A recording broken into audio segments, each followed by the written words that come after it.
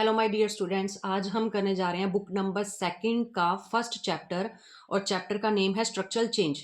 तो देखते हैं कि स्ट्रक्चर के अंदर जो है इंडिया में कैसे चेंजेस आए हैं, मतलब इंडिया के स्ट्रक्चर को चेंज करने की बात की गई है। ठीक है, कैसे धीरे धीरे चेंजेस आए हैं। तो सबसे पहले डिफाइन किया गया स्ट्रक्चरल चेंज को। क्या कह रहे हैं? Refers to the transformation in the structure of a society. Society के अंदर क्या है, सोसाइटी के स्ट्रक्चर के अंदर ट्रांसफॉर्मेशन आती है। ट्रांसफॉर्मेशन का मतलब क्या है? चेंज आना। This type of change include changes in the structure of the society. कह रहे हैं कि सोसाइटी के स्ट्रक्चर के अंदर धीरे धीरे क्या आते हैं, सभी टाइप के जो जितने भी इंस्टीट्यूशन होते हैं, लाइक फैमिली है, स्कूल है, कोई भी ऑर्गेनाइजेशन है, ठीक है, कोई एनजीओ है, कुछ भी है, ठीक है। तो वहां पर क्या है, धीरे धीरे क्या है, टाइम के अकॉर्डिंग चेंजेस आने स्टार्ट हो जाते हैं। ठीक है, तो उस चेंज के कारण ही पूरे के पूरे स्ट्रक्चर के अंदर चेंज आ जाता है। तो हम स्टार्ट कर रहे हैं हिस्ट्री से ही, लगा लो एक तरह से कि स्टार्टिंग से देखना पड़ेगा, फिर ही पता चलेगा कि स्ट्रक्चर के अंदर चेंज जो है कैसे कैसे आया है, आता है। ठीक है, इकोनॉमिक लेवल पर कैसे चेंज आया है। पहले क्या है, पहले प्राइमरी सेक्टर हुआ करते थे, देन सेकेंडरी सेक्टर आया, देन टर्सरी सेक्टर आया। तो प्राइमरी सेक्टर में लोग ज्यादातर किस चीज के ऊपर डिपेंड थे? सिर्फ और सिर्फ एग्रीकल्चर के ऊपर। ठीक है, देन उसके बाद एग्रीकल्चर से क्या है, धीरे धीरे लोगों ने मूव करना स्टार्ट किया। जितना उनके पास टाइम सेव होता था या एक्स्ट्रा टाइम होता था, तो वो क्या करते थे, इंडस्ट्रीज की तरफ मूव हो जाते थे। ठीक है, या फिर जिनको एग्रीकल्चर के अंदर इतना मतलब काम नहीं होता था, फिर वो इंडस्ट्रीज की तरफ जाके शहरों में जाके मतलब काम किया करते थे। देन है उसके बाद सर्विसेज, फिर तीसरा सेक्टर आ गया। ठीक है, जिसको टर्शरी सेक्टर बोला जाता है। इसके अंदर सारी की सारी सर्विसेज आ जाती हैं। तो धीरे धीरे देखो कैसे चेंजेस आए हैं। पहले एग्रीकल्चर पे लोग डिपेंड थे, देन इंडस्ट्री पे हो गए, फिर उसके बाद सर्विसेज के ऊपर हो गई। तो धीरे धीरे क्या है कि टाइम के अकॉर्डिंग जो है धीरे धीरे चेंजेस आए हैं सोसाइटी के अंदर। देन उसके बाद है सोशल। सोशल लेवल पर कैसे चेंज आ रही है, तो इकोनॉमिक लेवल पर हो गया। ठीक है, सोशल लेवल पर क्या बता रहे हैं कि सोशल रिलेशनशिप्स के अंदर भी चेंजेस आ रहे हैं। ठीक है, जैसे कि फॉर एग्जाम्पल हम यहाँ पे ये ले सकते हैं कि पहले के टाइम में जो है ब्लड रिलेशन को ही ज़्यादा इंपॉर्टेंस दी जाती थी। बट आजकल क्या है कि ब्लड जो रिलेशन है वो इतना ज़्यादा इंपॉर्टेंस नहीं रखता है, बल्कि हम क्या है, ब्रदर बना लेते हैं, सिस्टर बना लेते हैं अपनी लाइफ के अंदर। ठीक है, तो जरूरी नहीं है कि ब्लड रिलेशन होना ही जरूरी है। तो सोसाइटी के अंदर रिलेशनशिप के अंदर भी बहुत ज़्यादा चेंजेस आ रहे हैं। देन कास्ट को लेकर, कास्ट भी आजकल लोग चेंज कर लेते हैं। ठीक है, और किनशिप को लेकर, रिश्तेदारों को लेकर, फैमिली, जैसे कि पहले के टाइम में फैमिली क्या है, पहले जो है जॉइंट फैमिली ज़्यादा देखने को मिलती थी। बट अब क्या है, अब न्यूक्लियर फैमिलीज ज़्यादा देखने को मिलती हैं। एजुकेशन के अंदर भी बहुत सारे चेंजेस आते जा रहे हैं डे बाय डे। तो इस तरीके से क्या है, इकोनॉमिक लेवल पर और सोशल लेवल पर क्या है, जब चेंज आएंगे तो पूरी की पूरी सोसाइटी के स्ट्रक्चर में भी चेंज आएगा। देन फिर आपको आ जाता है मॉडर्न हिस्ट्री। अब यहाँ पे मॉडर्न हिस्ट्री से ही चेंज आना स्टार्ट क्यों हुआ है? सबसे पहले देखो कौन सी हिस्ट्री होती थी, एंशियंट हिस्ट्री है। ठीक है, देन मेडिवल हिस्ट्री है, देन मॉडर्न हिस्ट्री आई है। ये जो चैप्टर है आपको, ये मॉडर्न हिस्ट्री से स्टार्ट होता है। क्यों? क्योंकि उसी टाइम पर जब मॉडर्न हिस्ट्री मतलब मॉडर्न टाइम चल रहा था, तभी कलोनियलिज्म स्टार्ट हुआ है। इसीलिए इसको हम मॉडर्न टाइम बोल रहे हैं। अब क्या है, कलोनियलिज्म क्या है, जब एक कंट्री दूसरी कंट्री को अपने अंडर कर लेती है, कैप्चर कर लेती है उसके ऊपर, उसको हम क्या बोलते हैं, कलोनियलिज्म। तो यहाँ पे देखो क्या है कि जैसे ही ब्रिटिशर्स इंडिया के अंदर आए हैं, उसी टाइम पे ही मॉडर्न टाइम स्टार्ट हो जाता है। अब ये मॉडर्निटी कैसे आती है? ठीक है, यहाँ पे इन्होंने बताया कि मॉडर्न आइडियाज़, जब ब्रिटिशर्स इंडिया के अंदर आए तो क्या है, हमें उनसे मॉडर्न आइडियाज़ मिलने लगे। ठीक है, कि ये लोग बिल्कुल फ्रीडम के साथ रहते हैं, और इनकी जो विमेंस होती हैं वो भी साथ रहती हैं। और यहाँ इंडिया के अंदर क्या है, पर्दा प्रथा है, सती प्रथा है, तो इस तरीके की चीज़ें चल रही थी। ठीक है, बट मॉडर्न आइडियाज़ की वहाँ के जो लोग हैं वो पढ़े लिखे हैं। ठीक है, लेडीज़ भी पढ़ती हैं। तो इस तरीके से बहुत सारे जो है आइडियाज़ हमको क्या है, हमने मतलब ग्रैब किए हैं, किन से, ब्रिटिशर से। देन उसके बाद है द आइडियाज वर कॉन्ट्राडिक्टरी और पैराडॉक्सिकल। जो आइडियाज थे वो कॉन्ट्राडिक्टरी और पैराडॉक्सिकल थे। इसका मतलब क्या होता है पैराडॉक्सिकल या कॉन्ट्राडिक्टरी का, कि वो खुद तो कह रहे हैं कि मतलब खुद तो वो कैसे रह रहे हैं, मतलब पूरे फ्रीडम के साथ रह रहे हैं और इक्वालिटी दे रहे हैं, मतलब वुमेन्स को भी इक्वालिटी दे रहे हैं, और मतलब कि पूरा फ्रीडम के साथ रहते हैं। बट इंडियंस के साथ वो क्या कह रहे हैं, बट इनको वो कैप्चर करके रखना चाहते हैं, अपने अंडर करके रखना चाहते हैं, उनको कोई फ्रीडम नहीं देना चाहते। तो वो कहते कुछ है और करते कुछ है, उसी चीज को क्या बोलते हैं, कॉन्ट्राडिक्टरी या फिर पैराडॉक्सिकल। हमको ये पता चल गया कि उनकी रणनीति क्या है, मतलब वो क्या चाहते हैं, उनकी चाल क्या है। तो इस तरीके के आइडियाज भी हमको देखने को मिले हैं। अब क्या होता है, जब ये कॉन्ट्राडिक्टरी चीजें हम आइडियाज जो उनसे लेते हैं, तो इससे क्या है, इंडिया के ऊपर इम्पैक्ट पड़ता है। ठीक है, इंडिया के अंदर बहुत सारे चेंजेस आने स्टार्ट होते हैं। अब देखो फर्स्ट जैसे कि सोशल रिफॉर्म्स आनी स्टार्ट हो गई इंडिया के अंदर, लोग अपने हकों के लिए सोशल रिफॉर्म्स करते थे, बहुत सारे लॉ बनाए गए हैं। सॉरी। देन उसके बाद क्या है, बहुत सारी इंडस्ट्रीज सेटअप की गई हैं, नेशनलिस्ट मूवमेंट चली हैं। जब जैसे ब्रिटिशर्स आए थे तो उनको निकालने के लिए इंडियंस ने क्या, इकट्ठे होकर नेशनल मूवमेंट चलाई हैं। देन उसके बाद है पॉलिटिकल लाइफ और कॉन्स्टिट्यूशन के अंदर, अब हमारा जो कॉन्स्टिट्यूशन है हमने अदर कॉन्स्टिट्यूशन से जो भी चीज़ें हमको अच्छी लगती है वहां से उठाकर अपने कॉन्स्टिट्यूशन के अंदर डाली हैं, ठीक है। तो पॉलिटिकल लाइफ के अंदर कॉन्स्टिट्यूशन के अंदर भी क्या है, बहुत सारी चेंजेस आए हैं, ठीक है। देन उसके बाद है सिटीज़ और विलेजेस के अंदर बहुत सारे, क्योंकि इंडस्ट्रियलाइजेशन वगैरह स्टार्ट हो गया तो उसकी वजह से क्या होगा, सिटीज़ और विलेजेस की जो लाइफ है या स्टेटस है, ठीक है, वो इंप्रूव होना स्टार्ट हो जाता है। तो क्या होता है कि जो ये जो पैराडॉक्सिकल आइडियाज़ हैं इसके बहुत सारे इम्पैक्ट पड़ते हैं और इंडिया के अंदर भी चेंजेस आने स्टार्ट हो जाते हैं। जैसे ही चेंजेस आने स्टार्ट होते हैं तो हमारे जो स्ट्रक्चर था इंडिया का उसके अंदर भी चेंज आना स्टार्ट हो जाता है। देन इसके बाद हम एग्जाम्पल्स भी लेंगे कुछ। इससे पहले एक लाइन और है, वी गेव एडमायर वेस्ट, हम क्या है वेस्टर्न कल्चर को एडमायर करते हैं उसको छोड़ने की बजाय, कि ये नहीं है कि हमने उनको छोड़ दिया है बल्कि कि ऐसी ऐसी चीजें हमारे स्ट्रक्चर के अंदर चेंज लेकर आ रही है, नहीं, बल्कि हम उनको क्या करते हैं एडमायर करते हैं। देन इसके बाद एग्जाम्पल्स में आपको दिया गया जो पार्लियामेंट्री सिस्टम है, ठीक है, वो अभी तक वैसे ही चल रहा है। पुलिस का जो सिस्टम है, एजुकेशन सिस्टम जो है वो एज इट इज क्या है, हम उन्हीं को फॉलो कर रहे हैं, वेस्टर्न कल्चर को ही फॉलो कर रहे हैं हर जगह पर। देन उसके बाद है फूड हैबिट्स, जैसे कि आप लोग बर्गर पिज़्ज़ा ये वो सब चीज़ें खाते हो, ठीक है। तो ये क्या है, सारी की सारी फूड हैबिट्स भी क्या है, हम उन्हीं की कॉपी कर रहे हैं। ड्रेसिंग सेंस जो है वो भी उन्हीं की कॉपी कर रहे हैं। जैसे पहले यहाँ पर जो है इंडियन कल्चर के अकॉर्डिंग जो ड्रेसिंग सेंस देखो बिल्कुल ही धोती कुर्ता, ठीक है, टर्बन हो गया, बट उनको देखकर क्या है पैंट कोट शर्ट, ठीक है, नेक टाई लगाना स्टार्ट कर दिया इंडियंस ने। तो इस तरीके से क्या है हमारा जो ड्रेसिंग स्टाइल है वो भी चेंज हो रहा है। तो जब इन चीज़ों के अंदर चेंज आ रहा है तो स्ट्रक्चर के अंदर भी चेंज होगा। देन उसके बाद स्टोरी स्टार्ट होती है आपकी कलोनियलिज्म की। ऑलरेडी आई टोल्ड यू कि कलोनियलिज्म क्या होता है। इसमें क्या है कि जब एक कंट्री दूसरी कंट्री के ऊपर रूल करती है, ठीक है, उसको कलोनियलिज्म बोला जाता है। अब यहाँ पर क्या है, इंडिया जो है क्या थी, वो ब्रिटिशर्स की क्या है, कॉलोनी है, ठीक है। जो इंडिया है ब्रिटिशर्स की क्या थी, कॉलोनी थी। अब इसको ब्रिटेन ने क्या किया हुआ था, अपने अंडर किया हुआ था। अब यहाँ पे देखो क्या स्टोरी स्टार्ट होती है कि बिफोर ब्रिटिशर्स भी बहुत सारे लोग आए हैं, बहुत सारे, जैसे कि मुगल एम्पायर आया, उन्होंने क्या किया, इंडिया को कैप्चर किया, उसको भी हम कॉलोनियलिज्म ही बोलेंगे, ठीक है। बट यहाँ पे कॉलोनियलिज्म हम किस चीज़ का एग्जांपल ले रखा है हमने, जो ब्रिटेन ने इंडिया के ऊपर मतलब कब्जा किया उस चीज़ को हम कॉलोनियलिज्म कह रहे हैं। जरूरी नहीं है कि ब्रिटेन वाले ही कब्जा करें तभी उसी चीज़ को कॉलोनियलिज्म बोला जाएगा। कोई भी एक कंट्री जब दूसरी कंट्री के ऊपर मतलब अपना कब्जा जमा लेती है, ठीक है, तो उसको कॉलोनियलिज्म ही बोला जाता है, ठीक है। अब बिफोर ब्रिटिशर्स पढ़ेंगे और जो ब्रिटिशर आ गए थे उन्होंने क्या इम्पैक्ट इंडिया के अंदर डाला है और इससे हमारे स्ट्रक्चर के ऊपर क्या चेंज आया है, ठीक है। अब ये जो है देखो, इसमें कॉलोनियलिज्म में क्या होता है, एक सेक्शन क्या होता है, डोमिनेट करने वाला होता है। किसके ऊपर डोमिनेट करते हैं, वीकर के ऊपर। ब्रिटेन वाले क्या थे, डोमिनेट कर रहे थे किन के ऊपर, वीकर्स के ऊपर, ठीक है। आए तो वो किसी और पर्सपेक्टिव से थे इंडिया के अंदर, ठीक है, ट्रेड के लिए आए थे, बट उन्होंने धीरे धीरे क्या देखा कि यहाँ के लोग बहुत ज़्यादा वीक हैं और यहाँ पे डोमिनेट करना बहुत ही ज़्यादा इजी है। देन उसके बाद क्या होता है देखो, फिर आपको जो टर्म स्टार्ट होती है कैपिटलिस्ट। कैपिटलिस्ट के अंदर क्या है, अब अगर ब्रिटेन वाले ब्रिटिशर्स यहाँ पे आए हैं तो वो किसी ना किसी वजह के साथ ही आए होंगे ना यहाँ पे। अब ऐसे तो है नहीं कि वो बिना कोई रीज़न से यहाँ पे आके बैठ जाएंगे, तो वो ट्रेड के लिए आए, पैसा कमाने के लिए आए। तो कैपिटलिस्ट किस चीज़ को बोलेंगे, हम लोग बोलेंगे मनी को, ठीक है। मनी के लिए उन्होंने क्या किया, मतलब कॉलोनियलिज्म किया, इंडिया को अपने अंडर कर लिया है, ठीक है। अब यहाँ पे क्या होता है देखो, प्री कैपिटलिस्ट और कैपिटलिस्ट। प्री कैपिटलिस्ट के अंदर दो इसको पार्ट के अंदर डिवाइड कर दिया गया, कैपिटलिस्ट कॉलोनियलिज्म को, ठीक है।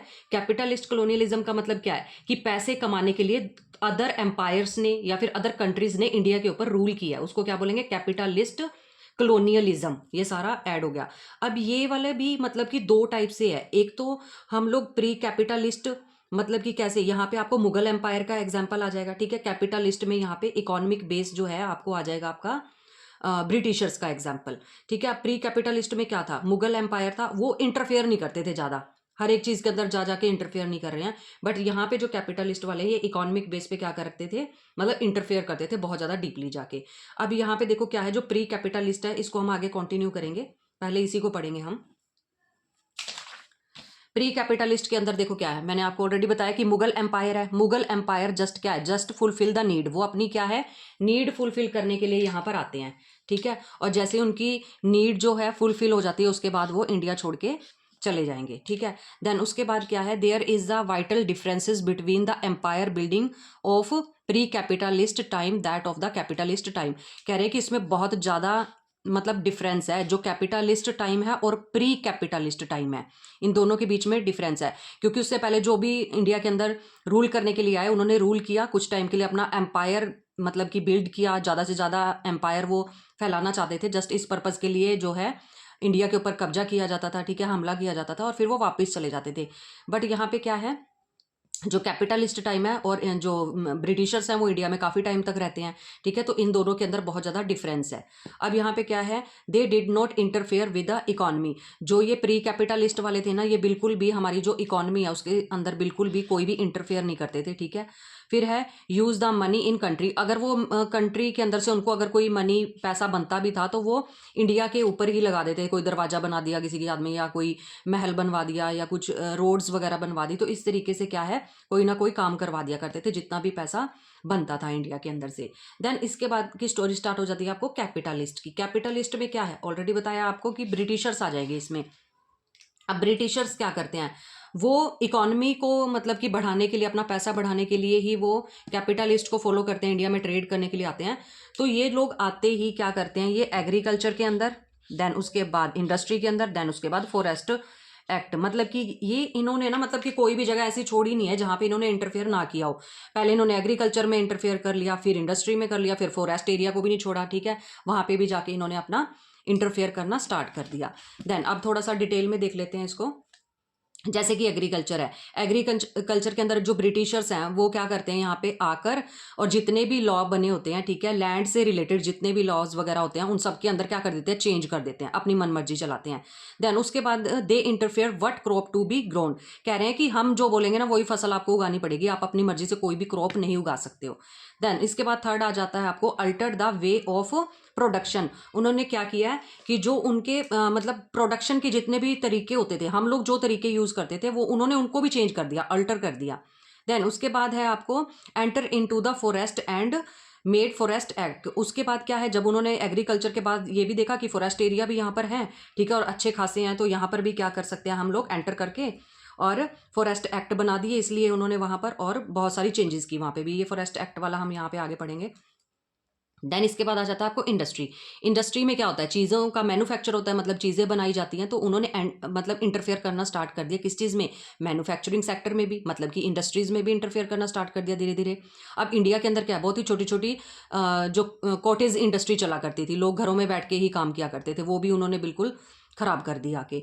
तो अब यहाँ पे क्या है, it is the process by which economy transferred from primary agriculture to one based on the manufacturing of goods. अब यहाँ पे पता चलता है कि यहाँ पहले उन्होंने एग्रीकल्चर के ऊपर ज़्यादा फोकस किया, देन उसके बाद उन्होंने फोकस कर लिया अपना इंडस्ट्री के ऊपर, तो इस तरीके से चेंजेस भी आए हैं। देन फिर इसके बाद अब यहाँ पे भी उनका कब्जा हो गया। देन उन्होंने थर्ड टाइम में मूव किया फॉरेस्ट एक्ट की तरफ, फॉरेस्ट एक्ट बनाए हैं। मतलब अब देखो यहाँ पे क्या है, prevented to local people from entering many forest. इन्होंने क्या किया कि भी जो लोकल पीपल थे ना, वो इन्होंने जो भी फॉरेस्ट का एरिया था उसको मतलब कि पूरा बाउंड्री वगैरह बना देते थे कि तुम लोग जो है ना अंदर नहीं आ सकते। ये मतलब कि उन्होंने एक तरह से एक्ट बना दिए थे, ठीक है, कि लोकल पीपल ही वहाँ पे एंटर नहीं कर पाएंगे। बट लोकल पीपल्स को इससे कितनी ज़्यादा प्रॉब्लम हो रही होगी, आप सोच के देखो कि वो वहीं पे स्टार्टिंग से ही रहते आ रहे हैं, उनके जो पूर्वज हैं, ठीक है, वो वहीं पे रह रहे हैं, बट अब उनको उनका वहाँ जो लाइव है उनकी वो वहीं से चल रही है, सब कुछ वो वहीं से, खाने पीने का सब कुछ वहीं से उनका पैदा हो जाता है। बट अब यहाँ पे उनको प्रॉब्लम आ रही थी बहुत ज़्यादा। देन उसके बाद है started deforestation and tea plantation. फिर उन्होंने क्या किया कि जितना भी जंगल का एरिया था, ठीक है, जो भी फॉरेस्ट के अंदर सारा का सारे जो ट्रीज वगैरह वो काटने स्टार्ट कर दिए, डिफॉरेस्टेशन स्टार्ट करके जगह को प्लेन करके वहाँ पे टी प्लांटेशन स्टार्ट कर दी। तो वो अपने अकॉर्डिंग इंडिया के अंदर मतलब कि अपना रूल जो है स्टार्ट कर रहे थे या कर चुके थे, ठीक है। तो इसमें क्या है कि वो सारे के सारे स्ट्रक्चर के अंदर चेंज लेकर आ रहे हैं, एग्रीकल्चर में चेंज, इंडस्ट्री में चेंज, फॉरेस्ट में चेंज। तो सभी जगह पर जब चेंज आएगा तो पूरा का पूरा इंडिया का स्ट्रक्चर ही हिल जाएगा, जिसकी वजह से क्या आएगा, पूरे के पूरे स्ट्रक्चर में चेंज आएगा। ब्रिटिशर्स के आने से पहले बहुत मतलब कि स्लो चल रहा था ये प्रोसेस, बट उनके आने पर बहुत ज़्यादा फास्ट हो जाता है। इसके बाद हम आगे देखते हैं इंडस्ट्रियलाइजेशन एंड अर्बनाइजेशन। इसके अंदर देखो आपको क्या है, कह रहे हैं कि इंडस्ट्रियलाइजेशन जब होगा ना तो उसके साथ अर्बनाइजेशन भी होगा। इंडस्ट्रियलाइजेशन होगा तो लोगों को काम मिलेगा, काम मिलेगा तो दो पैसे आएंगे, दो पैसे आए तो फिर उसके बाद उनका जो स्टेटस है वो अप जाना स्टार्ट होगा, और जो लोग हैं वो अर्बन एरिया के अंदर ज़्यादा मूव करना स्टार्ट कर देते हैं, उसको क्या बोलते हैं, अर्बनाइजेशन। तो ये दोनों चीज़ें साथ साथ भी चलती हैं और कई बार साथ नहीं भी चलती हैं। अब देखो क्या है, इंडस्ट्रियलाइजेशन की वजह से क्या है, जो मशीन्स हैं, ठीक है, मशीन्स का प्रोडक्शन ज़्यादा होने लगा, जो हैंडमेड सामान जो लोग बनाते थे इंडिया के अंदर वो क्या है, मतलब डिक्रीज होने लग गया। और मशीन मेड क्या है, ज़्यादा सामान बिकने लगा, लोगों के पास चॉइस हो गई, ठीक है, और मतलब जल्दी बन के आ जाता था, और जो हैंडमेड सामान है उसको बनाने में भी काफ़ी ज़्यादा टाइम लगता था। देन इसके बाद ये क्वेश्चन आता है कि कई बार तो ये गो टुगेदर, इंडस्ट्रियलाइजेशन और अर्बनाइजेशन सम टाइम तो go together but some time not go together, but कुछ कुछ टाइम में ये दोनों इकट्ठे नहीं चल सकते। जैसे फॉर एग्जाम्पल अब इन्होंने देखो कि यहाँ पे बताया, ब्रिटेन का एग्जाम्पल लिया है कि सबसे पहले इंडस्ट्रियलाइजेशन कहाँ पे हुआ है, ब्रिटेन के अंदर हुआ है, और फर्स्ट टाइम में जो अर्बन सिटी बनी है ना वो ब्रिटेन ही बनी है। ठीक है, अब यहाँ पे मैं आपको इसी के साथ एक और एग्जाम्पल बता देती हूँ, जैसे कि यहाँ पे आ जाएगा आपका इंडिया का एग्जाम्पल। ठीक है, अगर इंडिया के अंदर इंडस्ट्रियलाइजेशन हो रहा है, ठीक है, तो इंडिया क्या है, एक डेवलपिंग कंट्री है, इसके अंदर अर्बनाइजेशन होने में काफ़ी टाइम लगेगा। ठीक है, तो जरूरी नहीं है इंडिया के अंदर इंडस्ट्रियलाइजेशन होते ही साथ के साथ अर्बनाइजेशन हो जाएगा, नहीं, क्योंकि चीज़ों को एक्सेप्ट करने में टाइम लगता है। ठीक है, क्योंकि हम डेवलपिंग कंट्रीज हैं और क्या है, सोच को चेंज करने में काफ़ी ज़्यादा टाइम लगेगा। ये क्या है, ऑलरेडी डेवलप्ड कंट्रीज हैं, तो यहाँ पे क्या है, इंडस्ट्रियलाइजेशन और अर्बनाइजेशन साथ साथ हो रहा है, बट इंडिया जैसी कंट्री के अंदर डेवलपिंग कंट्रीज में अर्बनाइजेशन और इंडस्ट्रियलाइजेशन को साथ आने में टाइम लग जाता है काफ़ी।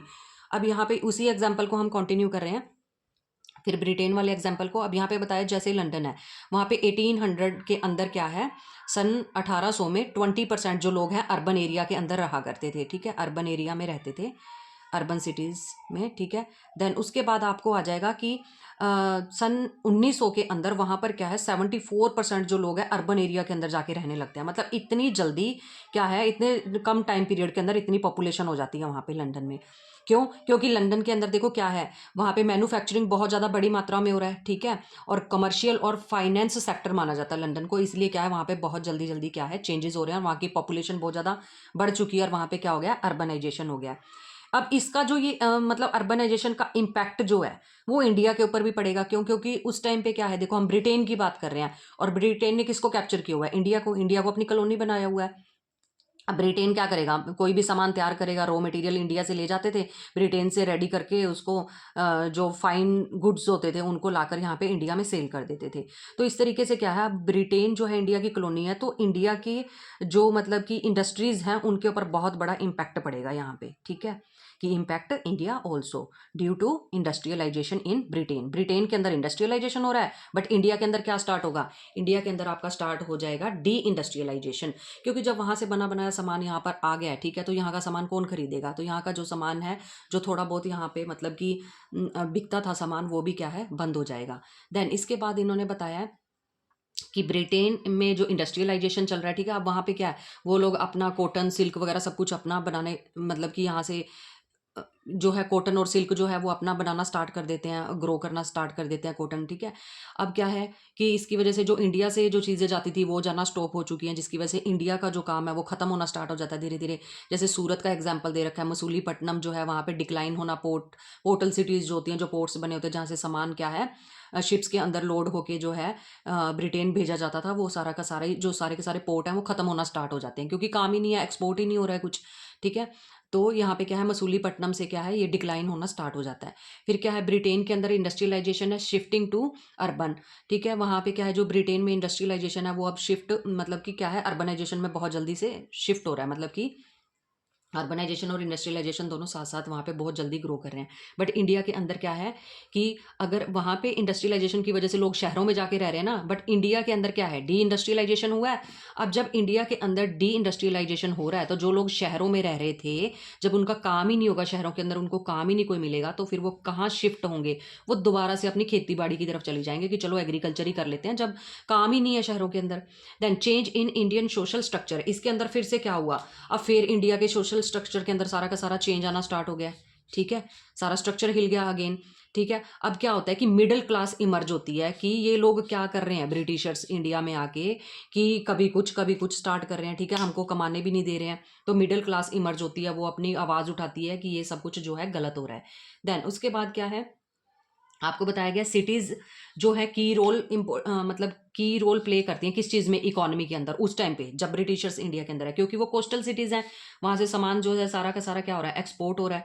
तो कोलकाता, ठीक है, चेन्नई और मुंबई, ठीक है, इन कंट्रीज़ को क्या बताया गया, की रोल बताया गया इन इकोनॉमी को बढ़ाने में, ये तीन जो है सिटीज़ का बहुत बड़ा रोल था। अब क्या है, देखो जो बॉम्बे है, बॉम्बे से क्या है, बॉम्बे से आपको एक्सपोर्ट होता था रो कॉटन, जो कॉटन है वो एक्सपोर्ट करते थे और वहाँ से कपड़ा बना के तैयार करके उसको इंडिया में लाके बेचा जाता था। अब बॉम्बे क्या है, वहाँ पे जब ब्रिटिशर्स रह रहे हैं तो अपने रहने की जगह को भी ठीक ठाक बनाएंगे ना, तो वो ऐसी बैड कंडीशन में तो रहेंगे नहीं। तो उन्होंने बॉम्बे को क्या किया था, रीप्लांट किया था और रीडेवलप्ड किया था। ठीक है, क्योंकि वहाँ पे वो रहते थे और एक्सपोर्ट करते थे किस चीज़ को, रो कॉटन को। देन कलकत्ता से क्या एक्सपोर्ट होता था, आपका जूट। देन उसके बाद मद्रास, मद्रास से आप जो है coffee, sugar, Indigo and cotton जो है एक्सपोर्ट किया जाता था। देन उसके बाद अगली स्टोरी स्टार्ट होती है, यहाँ से आपको 1 मार्कर क्वेश्चन बन जाता है। ठीक है, 1 मार्कर क्वेश्चन बनेगा यहाँ से आपको। देन इसके बाद आ जाता है आपको फोर्ट विलियम, ये भी इंपॉर्टेंट है आपका। अब फोर्ट विलियम की जो स्टोरी है ये क्या है, 1690 में क्या है, 1690 के अंदर जॉब चार्नो के एक इंग्लिश पर्सन है, ठीक है, वो क्या करते हैं, कलकत्ता के अंदर जो है एक हुगली रिवर है, ठीक है। अब ये हुगली रिवर के नज़दीक ये क्या करते हैं, 3 विलेजेस लीज पर लेते हैं, गोविंदपुर, कोलिकाता और सूतानाती। ठीक है, ये 3 विलेजेस को ये किस चीज़ पे ले रहे हैं, लीज पे ले रहे हैं। लीज क्या मतलब क्या होता है, ठेके पे लेना। ठीक है, 3 विलेजेस जो है ठेके पर लेकर यहाँ पे क्या बना देते हैं, फोर्ट विलियम, एक किला बना देते हैं, फोर्ट विलियम। अब ये क्यों बनाते हैं किला यहाँ पे, क्योंकि इनको डिफेंस के लिए, ठीक है, वहाँ पे मतलब रहना है, और गोडाउन बना लेते हैं, मतलब अपने जो भी वेपन्स वगैरह सब कुछ वहाँ पे जो है रखा जाता था। गोडाउन भी, एज अ गोडाउन भी इसको यूज़ किया जाता था, और एज अ डिफेंस भी उसको, फोर्ट विलियम को वो क्या कर रहे हैं, यूज़ कर रहे हैं। देन इसके बाद क्या है, ये इतनी सी स्टोरी है, यहाँ से भी आपको मतलब ये भी इंपॉर्टेंट है आपका टॉपिक। देन इसके बाद आपको टी इंडस्ट्री के बारे में स्टार्ट हो जाता है। टी इंडस्ट्री जब ब्रिटिशर्स इंडिया के अंदर आए तो उन्होंने ही स्टार्ट की। कह रहे हैं कि unfair means of hire labour, जो लेबर को हायर करके लाया जाता था ना, जहाँ पे टी प्लांटेशन होता था, वो बहुत मतलब कि अनफेयर था, फेयर नहीं था जब उनको हायर किया जाता था, रखा जाता था। देन उसके बाद है बेनिफिट द प्लांटर्स, जितने भी प्लांटर्स होते थे ना, सारे के सारे बेनिफिट उनके खाते में जाते थे, और जो वहाँ पे काम करने वाले होते थे उनके हक में कोई रूल रेगुलेशन नहीं बने हुए थे। नो डेमोक्रेटिक नॉर्म्स, ठीक है, कोई भी डेमोक्रेटिक नॉर्म्स नहीं थे जो वहाँ पे काम करने के लिए लेबर क्लास आती थी। ठीक है, एक हो गई ये प्लांटर्स। और ये प्लांटर्स कौन होते थे, ब्रिटिशर्स के ही बंदे होते थे। ठीक है, तो इनको क्या है, इन्हीं की फेवर में सारे रूल रेगुलेशन बनते थे और ये बेचारे ऐसे ही रह जाते थे। देन इसके बाद आ जाता है आपको टी इंडस्ट्री। टी इंडस्ट्री कब स्टार्ट होती है, 1851 के अंदर स्टार्ट हो जाती है। ठीक है, देन अब यहाँ पे आपको क्या बताया, असम, असम के अंदर टी प्लांट जो है, टी प्लांटेशन चल रहा है। ठीक है, तो क्या होता है कि 1903 के अंदर वहाँ पे टी प्लांटेशन बहुत जोरों शोरों से चल रहा है, तो वहाँ पे लेबर भी चाहिए। ठीक है, तो वहाँ पे क्या है, 4,79,000 जो है परमानेंट लेबर होती है, और 93,000 जो है टेम्परेरी लेबर वहाँ पे रह रही होती है। देन इसके बाद क्या है, ये जो है इनको हायर क्यों करनी पड़ती है, जो टेम्परेरी लेबर है और परमानेंट। ठीक है, इनको बाहर से ये लेबर को हायर करते थे, क्यों करते थे असम के अंदर, क्योंकि स्पार्शली, बहुत ही कम कम, कहीं क्योंकि हिली एरिया, कोई कहाँ पे रह रहा है, कोई कहाँ पे रह रहा है, अलग अलग जगह पे लोग रह रहे हैं, मतलब डेंसली पॉपुलेटेड मतलब कि एरिया नहीं है, मतलब कि एक ही जगह से ज़्यादा लोग नहीं वहाँ पर मिलते हैं। ठीक है, तो इसलिए क्या है, स्पार्शली पॉपुलेशन एरिया था, इसीलिए क्या है, लेबर को इंपोर्ट किया जाता था। ठीक है, बाहर से लेबर मंगवाई जाती थी। अब जब ये लेबर वहाँ पे मंगवाई जाती थी, तो मैंने आपको ऑलरेडी बताया कि इनके जो रूल रेगुलेशन थे ना, वो अनफेयर थे, इनके फेवर में कुछ भी नहीं बनाया जाता था, तो इनको बहुत सारी प्रॉब्लम्स का सामना करना पड़ता था। ठीक है, फिर यहाँ पे ये आपको पता ही है, प्लांटेशन के लिए ही जो है लेबर हायर की जाती थी। फिर क्या है, डिफ़िकल्टीज टू सर्वाइव। अब ये जो लोग हैं लेबर वाले, इनको सर्वाइव करना बहुत ज़्यादा मुश्किल हो चुका था, क्योंकि अब देखो यहाँ पे क्या है, मतलब transport of native labour act, एक एक्ट आया था 1863 में। ठीक है, कहाँ पे आई है, बंगाल के अंदर आया है। अब ये transport of native labour act, इसमें क्या बताया गया है कि आपको टेल अबाउट रिक्रूटमेंट, कि हम कैसे भर्ती करेंगे, कैसे हम लोगों को हायर करेंगे, जो यहाँ पर कौन आएंगे, लेबर क्लास वाले आएंगे। ठीक है, एक तरफ लेबर क्लास है, एक तरफ गवर्नमेंट है, और एक तरफ प्लांटर्स हैं, ये ब्रिटिशर्स हैं। ठीक है, ये सारे के सारे बंदे इनके हैं। ठीक है, सॉरी, ये वाले जो है गवर्नमेंट जो है वो किसकी तरफ है, जो ब्रिटिशर्स हैं वो सारे के सारे जो है आपके हैं प्लांटर्स के फेवर के अंदर रूल रेगुलेशन बना रहे हैं, और इनके साथ कुछ भी मतलब सही नहीं होता था, जो लेबर क्लास वाले हैं। देन इसके बाद मतलब कि क्या इस एक्ट के अंदर सिर्फ ये बताया गया कि आपको कैसे हायर किया जाएगा। ठीक है, ये नेम याद कर लेना, बहुत ज़्यादा इंपॉर्टेंट है, एक्ट वगैरह जो भी बने हैं किन चीज़ को, लेबर को लेके। देन उसके बाद आ जाता है आपको लेबर एंड इमिग्रेशन बिल। ये कब आया, 1901 में आया है। इसमें क्या किया जाता था, कॉन्ट्रैक्ट किया था लेबर के साथ 4 साल के लिए। ठीक है, कि 4 साल से पहले आप काम धंधा छोड़ के नहीं जा सकते, 4 साल के लिए हमने आपको हायर किया और आप 4 साल तक यहीं रहोगे, घर पे कुछ भी प्रॉब्लम हो जाए तो आप घर नहीं जा सकते। Power is in the favour of planters, note in the interest of Coolidge. अब यहाँ पे क्या है कि जितने भी यहाँ पे देखो, इस बिल के अंदर भी जो भी मतलब कानून बने हुए थे वो सारे के सारे प्लांटर्स के फेवर में थे, note in the interest of Coolidge. Coolidge के इन फेवर में कोई भी रूल रेगुलेशन नहीं बना हुआ था। अब ये कूलीज वाला जो है ये 1 मार्क का क्वेश्चन आया हुआ है पहले भी। इसके अंदर क्या बताया गया है, जो कूलीज है वो किसको बोला गया है। अब कूलीज हम तो ये सोच लेते हैं कि जो रेलवे स्टेशन के ऊपर कूलीज होते हैं वो होंगे। अब यहाँ पे कूलीज जो वर्ड है वो लेबर के लिए यूज हुआ है, कीप इन योर माइंड, ठीक है। देन इसके बाद आ जाता है आपको इंडस्ट्रियलाइजेशन इन इंडिपेंडेंट इंडिया। अब क्या है, जब ब्रिटिशर्स चले जाते हैं तो इंडिया के अंदर जो है इंडस्ट्रियलाइजेशन कैसे आता है। कहते हैं for Indian nationalist the issue of economic exploitation under colonial rule was main. क्या है कि अब देखो जो कॉलोनियल पीरियड चल रहा था इससे पहले तो अंग्रेज क्या है, बिल्कुल एक्सप्लॉयटेशन करके गए हैं, बिल्कुल खाली करके गए हैं, शोषण करके निकले हैं यहाँ पे, ठीक है। तो क्या है, फिर स्वदेशी मूवमेंट चलाई जाती है। स्वदेशी मूवमेंट का मतलब क्या है कि अपने देश में बनाई हुई चीज़ों को ही यूज़ करेंगे, बाहर से कुछ भी हम लोग इंपोर्ट करके नहीं इंडिया के अंदर लेकर आने वाले। हम लोग स्वदेशी मूवमेंट चलाएंगे। स्वदेशी का मतलब क्या होता है, अपने देश में बनी हुई चीज़ें, ठीक है, स्वदेशी। अब यहाँ पे क्या आता है, strengthen the loyalty of national economy. इससे क्या है, हमारी नेशनल इकोनॉमी क्या है, स्ट्रेंथन होना स्टार्ट हो जाएगी, ठीक है। पॉवर्टी है, जो पॉवर्टी है वो क्या हो जाएगी, इरेडिकेट हो जाएगी, खत्म होना स्टार्ट हो जाएगी, डिक्रीज होना स्टार्ट हो जाएगी, अगर हमारे ही देश में खुद से काम चलने लगेगा। तो इसके लिए हमको क्या करना होगा, रैपिड इंडस्ट्रियलाइजेशन करना होगा, जल्दी जल्दी क्या है इंडस्ट्रीज लगानी होंगी। देन है, इससे क्या होगा, ग्रोथ एंड सोशल इक्वालिटी, लोगों के अंदर ग्रोथ आनी स्टार्ट हो जाएगी और सोशल इक्वालिटी भी आनी स्टार्ट हो जाएगी। Development of heavy machines making industries, हमको क्या करना पड़ेगा, ज़्यादा से ज़्यादा हैवी मशीन्स लगानी पड़ेंगी, हैवी मतलब कि इंडस्ट्रीज लगानी पड़ेंगी, ठीक है। Then expansion of public sector, और पब्लिक सेक्टर को भी हमको क्या करना पड़ेगा, बढ़ाना पड़ेगा, जिससे लोगों का ज़्यादा से ज़्यादा भला हो। देन उसके बाद जो है नेहरू विजुअलाइजेशन, नेहरू जी आते हैं और वो कहते हैं कि मैं बताता हूँ कि कैसे इंडिया को ग्रो कर सकते हैं, अभी स्वदेशी मूवमेंट तो हम चला ही रहे हैं, ठीक है। तो ये कहते हैं ज़्यादा से ज़्यादा क्या है, हमको स्टील प्लांट्स लगा देने चाहिए, डैम्स बनाने चाहिए, पावर स्टेशन लगाने चाहिए, ठीक है, ताकि हम खुद से ही जो है पावर प्रोड्यूस कर सकें, ठीक है। और डैम्स के ऊपर भी जब काम चलेगा तो बिजली वगैरह बनेगी, ठीक है, तो क्या है, लोगों को काम मिलेगा और स्टील प्लांटेशन से भी लोगों को काम मिलने वाला बहुत ज़्यादा। तब क्या है, अब यहाँ पे एग्जांपल दे रखा है आपको, जैसे भाखड़ा नंगल डैम बना है, ठीक है, तो ये सेकंड टॉलेस्ट डैम है in Asia after Tehri dam, ठीक है। लोकेटेड कहाँ पे है, ये पंजाब और हिमाचल के बॉर्डर के ऊपर लोकेटेड है। कौन सी रिवर के ऊपर बना हुआ है, सतलुज रिवर के ऊपर बना हुआ है। ये 1 मार्कर क्वेश्चन के अंदर आते हैं आपको। देन उसके बाद है national planning committee. National planning committee क्या है, 5 साल के लिए प्लान करती है कि इंडिया को डेवलप कैसे करना है, ठीक है, क्या क्या चीज़ें हम 5 सालों के अंदर करेंगे, फिर देखते हैं 5 साल के अंदर हमने ये चीज़ की कर पाए हैं या नहीं कर पाए हैं। फॉर एग्जाम्पल जैसे कि हम ये एग्जाम्पल ले लेते हैं कि हम 80% लोगों को जो है लिटरेट कर देंगे, ठीक है, पढ़ा लिखा देंगे। तो अगर हम 5 साल के अंदर नहीं कर पाते, ठीक है, हम 5 साल का मतलब सोच के चलते हैं कि हम कर लेंगे, 80% लोगों को पढ़ा लिखा देंगे, बट 5 साल के बाद देखते हैं कि नहीं, 70% या 60% तक ही लोग रह गए। इस तरीके से क्या है, नेशनल प्लानिंग कमेटी जो है 5 साल के लिए अपना प्रोग्राम बना के तैयार करती है, ठीक है, उनको जो भी मतलब ग्रोथ के लिए जो भी करवाना होता है। देन 1938 के अंदर इसके जो चेयरपर्सन है वो कौन होते हैं, जवाहरलाल नेहरू होते हैं, और एडिटर कौन होते हैं, केटी शाह। ये भी 1 मार्कर क्वेश्चन के अंदर रहते हैं आपको, ठीक है।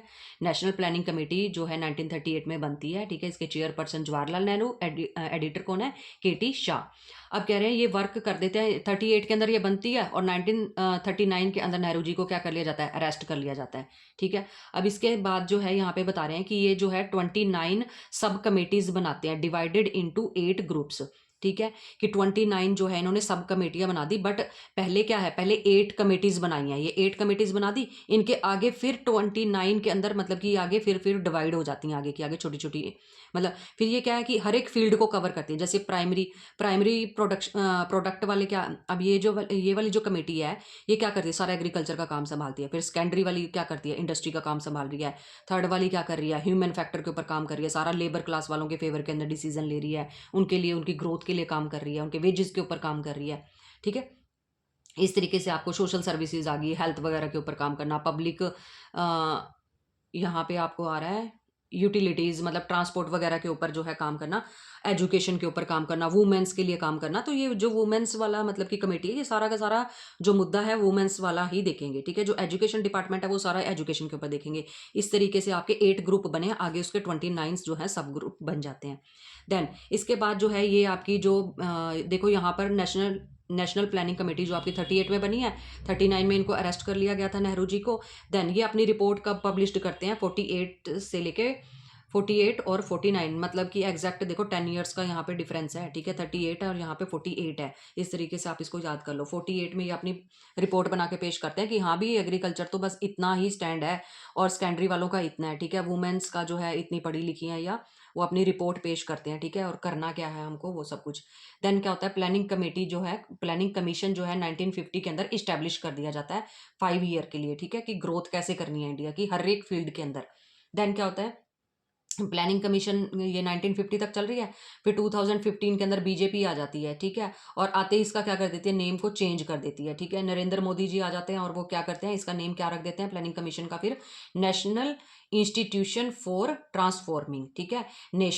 नेशन लेवल के ऊपर एक इंस्टीट्यूशन है जो क्या कर रहा है, ट्रांसफर कर रहा है इंडिया को, इंडिया की ट्रांसफॉर्मिंग करवा रहा है, ठीक है। तो इसको हम शॉर्ट के अंदर नीति आयोग भी बोल देते हैं, NITI Aayog, national institution for transforming, ठीक है, इंडिया, कि इंडिया को हमने कैसे चेंज करना है।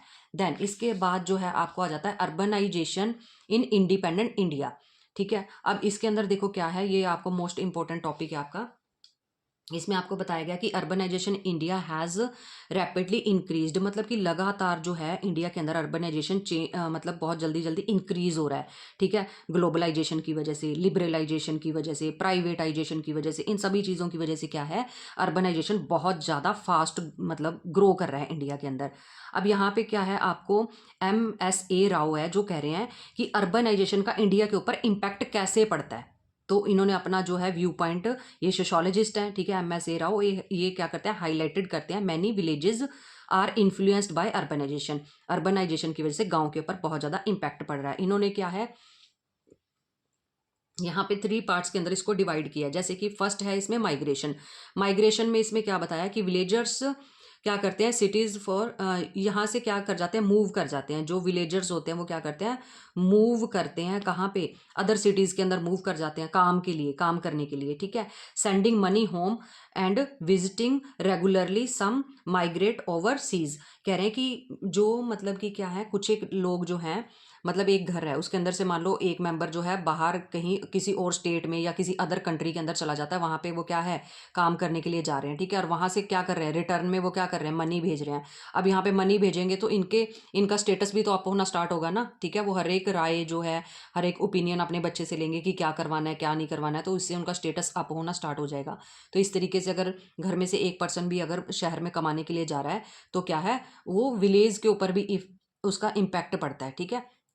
यही चीज़ इन्होंने बताई है कि अगर विलेज में से कोई मूव करके सिटीज़ की तरफ जाता है, ठीक है, तो क्या है कि उससे क्या है, वो घर पे मनी भी भेजता है और रेगुलरली के अंदर क्या है, मतलब वो घर पे राउंड लगा भी सकता है। कोई ज़रूरी नहीं है, आप जैसे कि हम यहाँ पे ये भी एग्जांपल ले सकते हैं, जैसे पंजाब है, हरियाणा है, महाराष्ट्र है, ठीक है। तो बच्चे जो हैं बाहर जाते हैं, ठीक है, फॉरेन जा रहे हैं, ठीक है, एजुकेशन पर्पज़ से जा रहे हैं, तो वो क्या है, वहाँ पर कमा भी रहे हैं, पैसा भी भेज रहे हैं, ठीक है। तो इस तरीके से क्या है, जब वो घर पर पैसा भेजेंगे तो उससे क्या है, एक तरह से मतलब घर के अंदर इम्प्रूवमेंट आना स्टार्ट होगी, स्टेटस अप जाएगा। तो जिससे क्या है, अर्बनाइजेशन एक तरह से धीरे धीरे जो है इम्पैक्ट डालती है गांव के ऊपर भी, ठीक है। देन इसके बाद है इंडस्ट्रियल टाउन। इंडस्ट्रियल टाउन में आपको क्या बताया है कि कुछ एक टाउन ऐसे होते हैं जहाँ पे कोई इंडस्ट्री सेटअप हो गई है, ठीक है। यहाँ पे हमने एक इंडस्ट्री लगा ली, ठीक है, जैसे फॉर एग्जांपल भिलाई इंडस्ट्री है, ठीक है। अब ये गांव में इंडस्ट्री सेटअप कर दिया है। अब यहाँ पे क्या है, यहाँ पे और भी बहुत सारे लोग जो हैं इंडस्ट्री के अंदर आके रहना स्टार्ट कर देंगे इसी विलेज के अंदर, ठीक है, क्योंकि उनका काम वहीं पे है। वहीं पे आके जब रहने लगेंगे तो धीरे धीरे क्या है, इन लोगों की डिमांड भी तो होगी ना, वहाँ पे हॉस्पिटल भी होना चाहिए, स्कूल भी होना चाहिए, शॉप्स भी होनी चाहिए। तो वो एरिया धीरे धीरे क्या है, डेवलप होना स्टार्ट हो जाता है। तो इस तरीके से क्या है, इंडस्ट्रियल टाउन भी जो क्या है, उनके ऊपर भी इम्पैक्ट पड़ रहा है किसका, अर्बनाइजेशन का, ठीक है। देन आपको लास्ट पॉइंट है इसमें मेट्रोपॉलिटन एक्सपेंशन। इससे क्या होता है, कह रहे हैं कि विलेजेस नियर ग्रोइंग सिटीज़, ठीक है। कुछ एक विलेज ऐसे होते हैं जो सिटीज़ बहुत ज़्यादा, मान लो कि ये सिटीज़ हैं और ये छोटे छोटे यहाँ पे गांव हैं, ठीक है। इसके नज़दीक आले दुआले जो हैं, इसके आसपास जो हैं क्या है, गांव हैं बहुत सारे, ठीक है। तो यहाँ पर क्या है, ये कि ये वाली जो सिटीज़ हैं वो बहुत ज़्यादा डेवलप हो चुकी हैं और ये क्या करती हैं, इनको अब्जॉर्व कर लेती हैं अपने अंदर, ठीक है। ये एरिया अपना क्या कर मतलब एक्सटेंड करना स्टार्ट कर देती हैं कि ये एरिया भी हमारे अंदर आ जाए, ठीक है। जो विलेजेस का साथ वाला, ये तो मतलब सिटीज़ है, ये विलेजेस वाला एरिया है, तो इसको ये कवर करना स्टार्ट कर देती हैं, इनको अब्जॉर्ब कर लेती हैं अपने अंदर, ठीक है। यहाँ की लैंड को वो यूज़ करती हैं किस चीज़ के लिए, अर्बन डेवलपमेंट हो जाए, ताकि क्या हो यहाँ पे मतलब अर्बन डेवलपमेंट होना स्टार्ट हो जाए, विलेजेस नियर सिटीज़, ठीक है। और एब्जॉर्ब्ड क्या कर लेते हैं, एब्जॉर्ब किसको कर लेते हैं, विलेज वाले एरिया को एब्जॉर्ब कर लेते हैं अपने अंदर, ताकि क्या हो, अर्बन एरिया की डेवलपमेंट हो जाए। ठीक है। और इससे क्या पड़ता है, इम्पैक्ट पड़ता है अर्बनाइजेशन की वजह से फिर गांव वाले एरिया के ऊपर। ठीक है। ये मोस्ट इंपॉर्टेंट है, कई बार ये है ना आपको 4 या फिर 6 मार्क्स के अंदर ये क्वेश्चन कैरी हो जाता है। ये वाला क्वेश्चन MSA राव वाला थोड़ा ना ध्यान से कर लेना। इसी के साथ ही आपका जो चैप्टर है वो कंप्लीट होता है। Thank you so much for watching.